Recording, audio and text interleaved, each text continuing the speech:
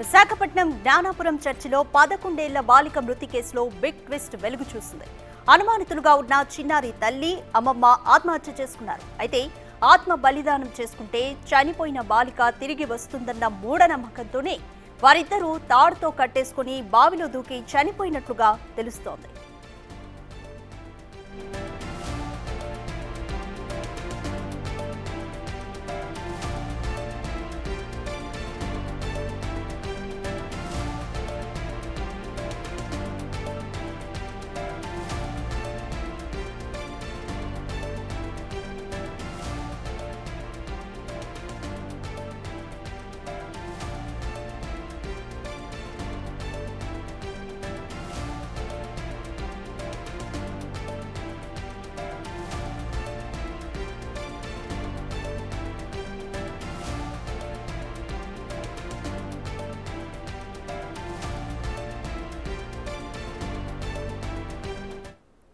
More details మా ప్రతినిధి రాజు అందిస్తారు.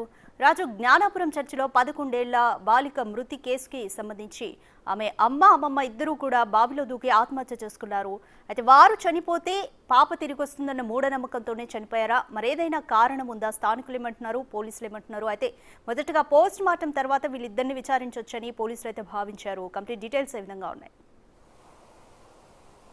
అసలు జ్ఞానాపురం చర్చిలో 11 ఏళ్ల బాలిక చనిపోయిన తర్వాత ఎందుకు చనిపోయింది అనేది ఇప్పటి వరకు ఎట్లాంటి క్లారిటీ లేదు.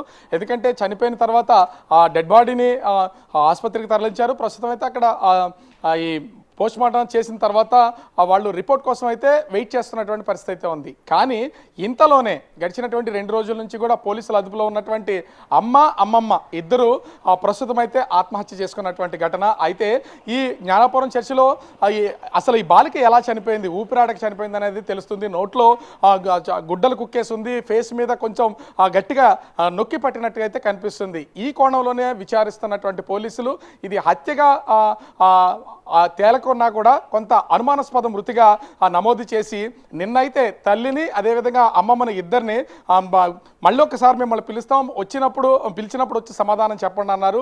విశాఖలో స్టార్ట్ అయినటువంటి తల్లి కూతుళ్ళు ఇద్దరు కూడా నేరుగా శ్రీకాకుళం సమీపంలో ఉన్నటువంటి గూడెం అనే ఆ గ్రామం, ఎందుకంటే అటు శ్రీకాకుళం నుంచి ఆముదాల వలస వెళ్ళే దారిలో గూడెం అనే ఆ విలేజ్ ఉంది. ఆ విలేజ్కి సంబంధించి అమ్మమ్మ వాళ్ళది సొంతూరు కావడంతో వెనక కనిపిస్తున్నటువంటి బావిని ఒకసారి మనం చూడొచ్చు. ఇంత పెద్ద బావి సహజంగా పల్లెల్లో ఉన్నటువంటి ఇలాంటి ప్రాంతాల్లో మాత్రమే కనిపిస్తూ ఉంటాయి. ఎందుకంటే ఇంత బావిలు ఇవన్నీ వ్యవసాయ పనుల కోసం వినియోగించే బావిలు కావడం, ఇంత పెద్ద బావిలో దూకితే ఖచ్చితంగా చనిపోతారు. ఇంకా తిరిగి పైకి రావడం కానీ రక్షించుకోవడానికి కానీ అవకాశం లేనటువంటి పరిస్థితి మనం చూస్తున్నాం కదా. ఎంత వెడల్పులో ఈ బావి అయితే ఉందో, చాలా లోతుగా ఉన్నటువంటి బావి, అదేవిధంగా ఫుల్ వాటర్తో ఉన్నటువంటిది. ఇక్కడ నుంచి మోటార్ల ద్వారా వ్యవసాయం చేసుకోవడానికి వాటర్ అయితే తోడుతున్నటువంటిది అయితే ఉంది. మెట్ల పై నుంచి ఎక్కి ఒకవేళ అంటే దూకిన తర్వాత రియలైజ్ అయ్యి బయటికి రావాలన్నా కూడా మెట్లు కూడా లేనటువంటి బావి ఇది. నేల బావి కావడంతో మొత్తం దూకినటువంటి వాళ్ళు చనిపోయారు. అయితే చనిపోవడం కూడా ఇది ఎట్లా ఉంది అంటే, వాళ్ళకి తల్లి కూతుళ్ళు ఇద్దరు, ముఖ్యంగా చూస్తే వాళ్ళిద్దరు కూడా తల్లి కూతుళ్ళు ఒక టవల్ లాంటి దాన్ని ఇద్దరు కలిపి కట్టుకుని, అంటే దూకితే మళ్ళీ ఒకరికొకరు రక్షించుకునే ప్రయత్నం చేయకూడదు, చనిపోవాలి అని వాళ్ళు నిర్ణయించుకున్న తర్వాత వాళ్ళైతే దూకడం అయితే జరిగింది. అయితే రాత్రి సమయంలో బహుశా ఈ బావిలో దూకుండొచ్చు. నేను ఒకసారి బావి చుట్టూ కూడా చూపిస్తాను. ఎందుకంటే ఇంత దూరం వచ్చిన తర్వాత ఇది రోడ్డుకి ఆనుకునే ఉన్నటువంటిది అయితే ఉంది ఈ బావి. ముందుగానే చనిపోయినటువంటి జ్ఞానాపురం చర్చి దగ్గర చనిపోయినటువంటి బాలిక అమ్మమ్మది ఇది సొంత ప్రాంతం కావడం, ఇక్కడ ఒక బావి ఉన్న విషయం ఆవిడికి తెలుసు కాబట్టి ఎక్కడ ఆలోచించకుండా ఇక్కడికి నేరుగా వచ్చి ఇద్దరు కలిసి మాట్లాడుకున్నటువంటి వాళ్ళు వాళ్ళ నడుముకి అసలు కదలకుండా ఉండేలాగా కట్టుకుని, ఒక టవల్తో కట్టుకుని, వాళ్ళైతే చున్నీలతో కట్టుకుని దూకేసినటువంటి పరిస్థితి అయితే ఉంది. అయితే ఇక్కడ ఒక మూఢనమ్మకం కూడా కనిపిస్తుంది. అది ఏంటంటే, వాళ్ళ కూతురు చనిపోయింది, ఒక డిప్రెషన్లో ఉన్నారు. అంటే వాళ్ళ కూతురు ఎందుకు చనిపోయింది అనేది వాళ్ళకి మాత్రమే తెలుసు. దీని మీద ఎన్నో అనుమానాలు ఉన్నాయి. పోలీసులు దీన్ని నిగ్గు తేల్చే పనిలో ఉన్నారు. కానీ ఆత్మ బలిదానం చేసుకుంటే అంటే ఖచ్చితంగా చనిపోయిన కూతురు తిరిగి వస్తుందని ఒక మూఢనమ్మకం అయితే వాళ్ళలో బలంగా పెరిగిపోయినటువంటిది అయితే కనిపిస్తుంది. అందుకనే చనిపోవడం వాళ్ళు ఆత్మహత్య చేసుకోవాలంటే ఇద్దరు వేరువేరుగా దూకొచ్చు, వేరువేరుగా దూకి వాళ్ళైతే ఆత్మహత్య చేసుకోవచ్చు. కానీ ఇక్కడ అదేమి లేదు, ఇద్దరు కలిపి నడానికి చున్నీ కట్టుకుని మళ్ళీ విడిపించుకోవడానికి అవకాశం లేకుండా దూకేసినటువంటి పరిస్థితి ఉంది. ఇక్కడ ఈ చనిపోయినటువంటి వాళ్ళకి సంబంధించినటువంటి అంటే తల్లివి కానీ వాళ్ళ అమ్మమ్మవి కానీ అయి ఉండొచ్చు. ఇక్కడ కనిపిస్తున్నటువంటి చెప్పులు ఇక్కడే బావి దగ్గర ఉన్నటువంటి ప్లేస్లో ఈ చెప్పులను అయితే వదిలేశారు. ఇక్కడ వాళ్ళ కాళ్ళకు సంబంధించినటువంటి కూడా నడిచినటువంటి వెళ్ళడానికి కొన్ని గుర్తులు కూడా ఉన్నాయి ఈ ప్లేస్లో. ఈ చెప్పులతో ఇలా వెళ్ళినటువంటి వాళ్ళు బహుశా నేరుగా ఆలోచించుకుని ఇదే ప్లేస్కి వచ్చి ఉండొచ్చు. ఇక్కడైతే ఉన్నటువంటిది ఈ ప్లేస్కి వచ్చినటువంటి వాళ్ళు ఇక్కడ చున్నీతో వాళ్ళ నడాలకి కట్టుకుని నేరుగా బావిలో దూకేసినటువంటి పరిస్థితి అయితే ఇక్కడ స్పష్టంగా అర్థమవుతుంది. ఈరోజు ఉదయం దాదాపుగా 6 గంటల సమయంలో పనులు చేసుకోవడానికి వచ్చినటువంటి ఇక్కడ కొంతమంది రైతులు, అదేవిధంగా రైతు కూలీలు అంటే మోటార్ వేయడానికి సహజంగా బావిలో నుంచి నీళ్లు తోడతారు కాబట్టి వచ్చి చూడంగానే దాంట్లో 2 మృతదేహాలు ఉన్నటువంటి పరిస్థితి ఉంది. ఇక్కడ స్థానికంగా ఉదయం పోలీసులు సమాచారం ఇచ్చిన సమయంలో ఇక్కడ ఈ డెడ్ బాడీలు చూసినటువంటి ప్రత్యక్ష సాక్షులు కూడా ఉన్నారు. అంటే మీరు ఇదే గ్రామానికి చెందినటువంటి వాళ్ళు కదా, వచ్చేసరికి ఏం కనిపించింది, అసలు ఏం జరిగింది ఇక్కడ? నేను వచ్చేసరికి 6:37 ఆ ప్రాంతంలో వచ్చేసరికి ఇక్కడ కొంతమంది స్థానికులు, మా ఊరి స్థానికులు ఉండడం జరిగింది. ఒక 10 మంది 15 మంది.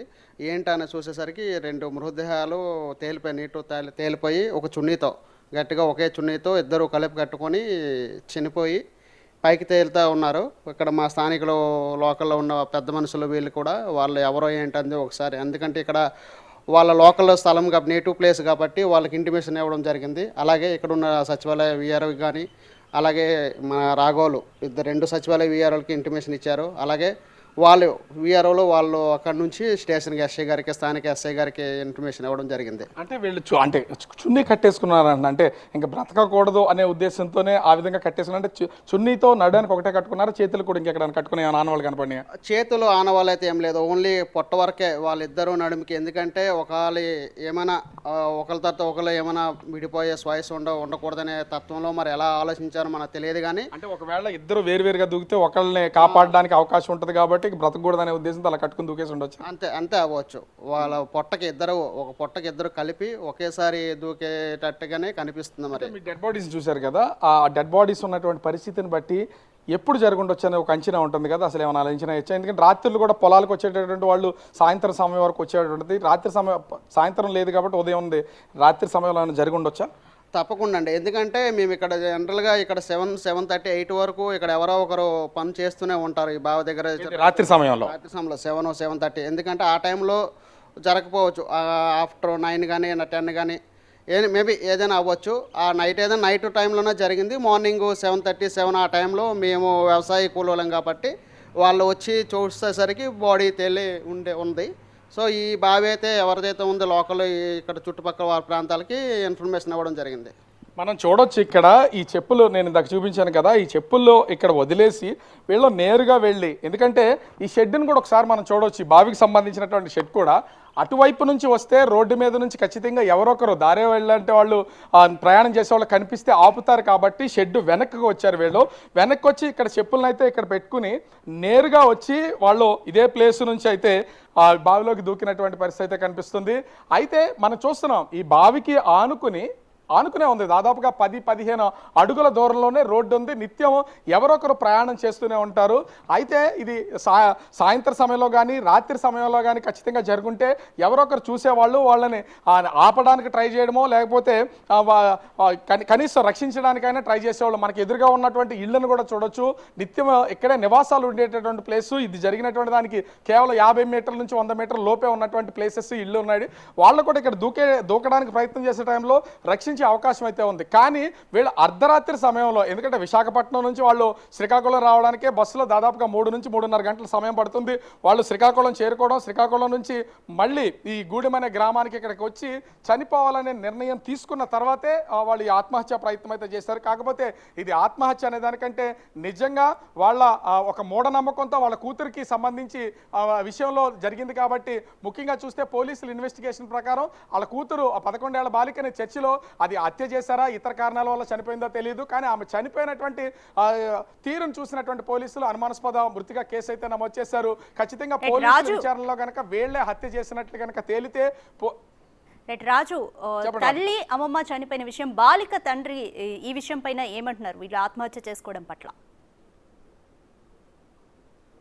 అంటే అసలు ముందు నుంచి కూడా తండ్రి బాలికకు సంబంధించినటువంటి అమ్మమ్మ ఎప్పుడైతే వాళ్ళ ఫ్యామిలీలోకి అంటే బాలిక తల్లిదండ్రులకు సంబంధించినటువంటి ఫ్యామిలీ లైఫ్లోకి ఎంటర్ అయిందో అప్పటి నుంచే వివాదాలు వీళ్ళ మధ్యనైతే స్టార్ట్ అయ్యాయని తెలుస్తుంది. అప్పటి వరకు కూడా చాలా ప్రశాంతంగా బాలిక, ఆమె తండ్రి, తల్లి మొత్తం అందరూ కూడా చాలా హ్యాపీగా ఉన్నారు. ఎప్పుడు ఏ విధమైనటువంటి ఇబ్బందులు లేవు. హ్యాపీ ఫ్యామిలీ లీడ్ చేస్తున్నటువంటి పరిస్థితి అయితే ఉందని తెలుస్తుంది. ఎప్పుడైతే ఈ ఊరు నుంచి విజయనగరం జిల్లా డెంకాడ వెళ్ళి అక్కడ వాళ్ళతో కలిసి ఉన్నటువంటి కలవడం, వాళ్ళతో కలిసి ఉన్నటువంటి నేపథ్యంలోనే భార్య భర్తల మధ్యన గొడవలు రావడం, ఆ గొడవలకి సంబంధించి కొంత ఇబ్బందులు ఉన్నటువంటి నేపథ్యంలో భార్య భర్తలు కూడా కొంత దూరంగా ఉంటున్నారు అనేది మనకైతే అందుతున్నటువంటి సమాచారం. స్థానికులు కూడా చెప్తున్న విషయం ఏంటి అంటే ఇందులో వాస్తవాలని అవాస్తవాలని పోలీసులు నిగ్గు తేల్చాలి. కుటుంబ సభ్యులు కూడా కొంత తెలుసు, గ్రామస్తులు కూడా అంటే బయటకు చెప్పకపోయినా కూడా ఆ తల్లికి ఎవరితోనో ఒక సంబంధం ఉంది, ఆ విషయము బాలికకు తెలుసు కాబట్టి ఆమెని కావాలని హత్య చేస్తారనే ప్రచారం కూడా స్థానికంగా జరుగుతున్నటువంటి పరిస్థితి ఉంది. కారణం ఏదైనా కానీ ఒకే ఇన్సిడెంట్కి సంబంధించి 3 నిండు ప్రాణాలు అయితే బలి తీసుకున్నటువంటి పరిస్థితి ఉంది. ఒక పక్క నుంచి బాలికను తల్లి అమ్మమ్మ ఇద్దరు కలిసి చంపేశారా, లేకపోతే ఆమె అనారోగ్య పరిస్థితిలో చనిపోయిందా, లేకపోతే మూఢనమ్మకాలతో ఆమెను తీసుకెళ్లి అక్కడ బలి కోరేటట్లుగా అక్కడ తీసుకెళ్లి చంపేశారా అనేది అర్థం కావట్లేదు. ఆమె తిరిగి వస్తుందనే మరొక మూఢనమ్మకంతో ఈ బావిలోకి వచ్చి బలిదానం చేసుకున్నటువంటి పరిస్థితి కనిపిస్తుంది. అలా మొత్తం 3 ప్రాణాలు ఇప్పుడు ఈ లోకంలో లేకుండా పోయాయి. దీంతో ఇప్పుడు 3 జిల్లాలకు సంబంధించినటువంటి పోలీసులు ఈ కేసుకు సంబంధించి ఇన్వెస్టిగేషన్ చేస్తున్నటువంటి పరిస్థితి కనిపిస్తుంది. ఎందుకంటే అటు విశాఖపట్నంలో బాలిక చనిపోవడం, అదేవిధంగా డెంకాడలో వీళ్ళ నివాసం ఉన్నటువంటి పరిస్థితి ఉంది. ఇప్పుడు చనిపోయినటువంటి ప్లేస్ ఏమో శ్రీకాకుళం జిల్లాకు సంబంధించి. ఇలా 3 ప్రాంతాలకు సంబంధించినటువంటి జిల్లా పోలీసులు ఈ కేసుకు సంబంధించి చిక్కుముడి విప్పే ప్రయత్నం అయితే చేయాలి. ఎందుకంటే బాలిక ఎందుకు చనిపోయిందో తెలియదు. బాలిక చనిపోయిన తర్వాత ఈ కేసులకు భయపడి జైల్లోకి పెడతారేమో, జైలుకి వెళ్ళాల్సినటువంటి పరిస్థితి వస్తుంది.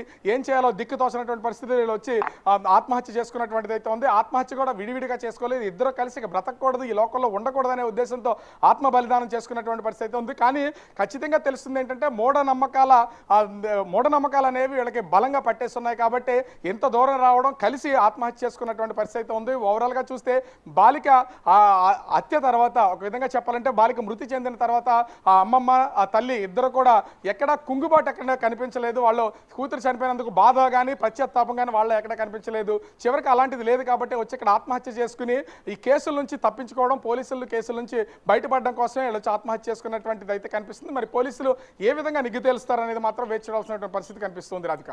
Right, thank you.